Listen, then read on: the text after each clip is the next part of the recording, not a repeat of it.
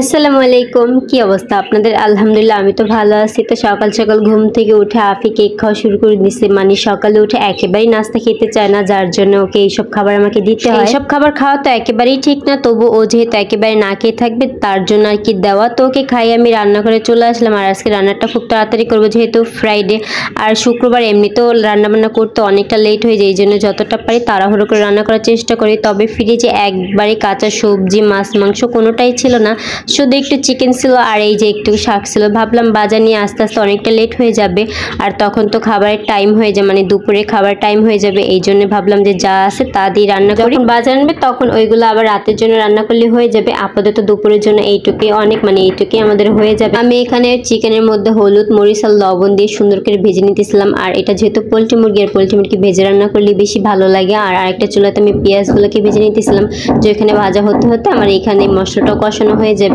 তো চিকেন ভাজা যে তেলটা ছিল ওই তেলটা আমি দিয়ে নিলাম। আর এখানে গরম মশলা আর হচ্ছে কি তেজপাতা দিছি, আর হলুদ, মরিচ, লবণ, মানে আদা রসুন এক এক করে যা যা মশলা লাগে আর কি সব মশলা আমি এখানে দিয়ে মশলাটা কষে নিতেছিলাম ভালো করে।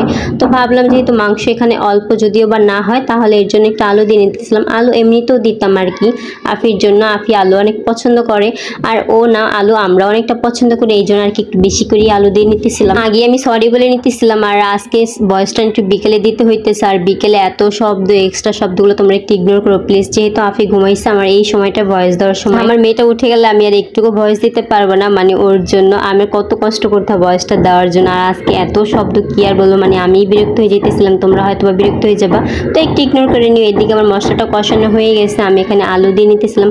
আলু একটু বেশি দিছি কারণ এখানে মাংস অল্প ছিল, যেহেতু আমার দুপুরে খেতে হবে এই জন্য একটু আলুটা বেশি দিছি। আর আলুটা বেশি হলে না ভালো লাগে আমার কাছে। তারপর দেখলাম যে এদিকে বাজারটাও নিয়ে চলে আসছে, বাট বাজারটা নিয়ে যখন আসে তখন আমার রান্নাটা প্রায় হয়ে গেছে। এই জন্য আর এক্সট্রা করে কোনো কিছু রান্না করলাম না, ভাবলাম যে একেবারে রাত্রিবেলায় রান্না করব। তবে আজকে বেশিরভাগ আমার পছন্দের সবজি ছিল, পছন্দের সবজি হইতে ছিল পাতাকপি আর ছিল শালগম। শালগম হচ্ছে আফির বাবা খায় না, তবু আমি যখন খেতে চেয়েছি এই জন্য নিয়ে এনে দিল, দুইটাই আনছে। মানে এখানে হয়তো বা আধা কেজি হবে আর কি, যাই হোক মানে আমার একার জন্য যেহেতু আমি খেতে চাইছি এই জন্য। আর বাজারে সবজি কী যে দাম, বা যাই হোক সবজি সব কিছুই দাম, আর আমাদের মতো মানুষ যে খেয়ে পরে বেঁচে আছে এটাই অনেক শুকর আলহামদুলিল্লাহ। যাই হোক এখানে আজকে মাছটাও ছিল আমার পছন্দের, ইলিশ মাছটা ছিল তার, আর সুরমা মাছটা ছিল আমার পছন্দের। আমার সুরমা মাছ খেতে খুবই ভালো লাগে বোনা করলে টমেটো দিয়ে। আর এইদিকে এসে দেখি যে আমার আলুটা সিদ্ধ হয়ে গেছে, দেন আমি যে ভাজা মাংসটা রেখেছিলাম ওটাও আমি দিয়ে নিলাম। আর ফ্রিজে কোনাকাঞ্চিতে দেখি কি এই যে পাগুলো রয়ে গেছিলো, আসলে পা না কেউ খেতে চায় না, যার জন্য রান্না করা হয় না, তো একেবারেই রান্না করে ফেলি আমি।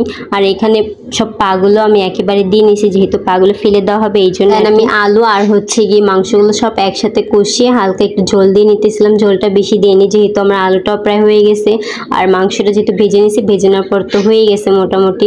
তো অল্প পানি দিয়ে আমি এটা সুন্দর করে ঢেকে রেখে দিয়েছিলাম। এইদিকে মাছগুলো পরিষ্কার করে নিব। আর যেই দিন বাজার আনা হয় না ওই দিন মানে কী যে চাপ যায় জানি না, একা হাতে সব করতে হয়, এই জন্য আর কি আফি বারবার এসে জ্বালাতন করতে থাকে, আর এইদিকে সব কিছু করতে হয় আমাকে একা হাতে। তো বেশিরভাগ সময় রাত্রে বাজারটা আনা হয়, রাত্রে বাজারটা আনা হলে আফিয়া মোবাইল দেখতে থাকে বা খেলাধুলা করে, ওর বাবা ওকে রাখে, ওই ফাঁকে আমি সব কিছু করে ফেলি। তো মাছগুলোকে আমি এইভাবে আনামি রাখবো আর কি, যখন রান্না করবো তখন কেটে কেটে রান্না করব। তো আমি এগুলোকে সুন্দর করে আইসটা ছাড়াই নিতেছিলাম চামিচ দিয়ে। আর আইস ছাড়ানোর পর আমি এটাকে পলিথিনে করে রেখে দেবো একটা একটা করে, এটা আমাদের 3 দিন 3টা হয়ে যাবে। আর এখন এই বাজারে যা সব কিছুর দাম যা বাড়তেছে, আর এখন যদি হিসাব করে না চলি তাহলে কি হয়। আর এটা আমাদের 3 দিন সুন্দর মতো হয়ে যাবে, 3 বেলা আর কি। আর আমরা তো মাছ দুপুরে মাছ খাই, রাতে আর মাছ খাই না।